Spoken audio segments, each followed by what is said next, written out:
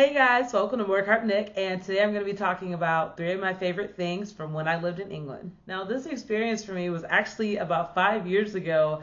I was 19, 2009, and it's so crazy that I'm still talking about this so many years later.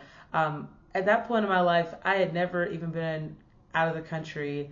I had barely even been on an airplane, and I was studying. I wanted to study abroad, so I went to the University of Birmingham in England, and I was also a part of Global Scope.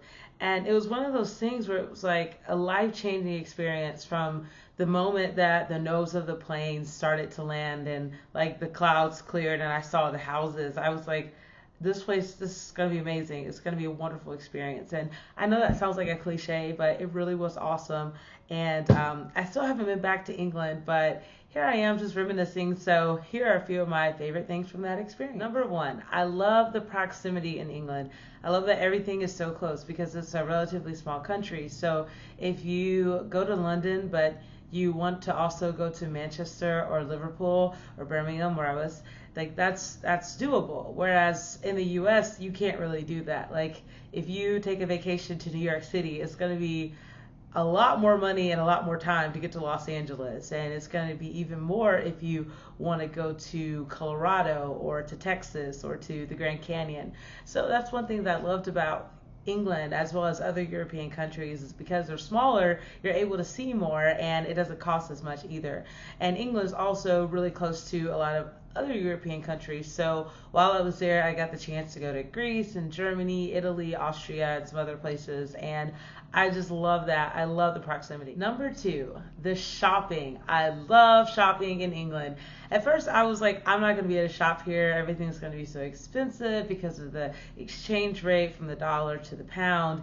And I was blown away by how much shopping there was, even in my price range, which was broke college student price points. So I was so shocked to find stores where I literally found the store where everything in the store was I think it was everything in the store was £7, which I think that's like $12. It was like $12 or $13, and I still wear some of the stuff I bought in that store 5 years later. Like good quality clothing, and in terms of the actual fashion there, it's like a year or two ahead of what we get in the US. So anything that you buy in England, like it's a lot of the stuff isn't even available yet in the US. So that was one of my favorite parts for sure. Last but not least, I love that England is different enough to be away from home, but there's still a lot of similarities, so it still kind of feels like home.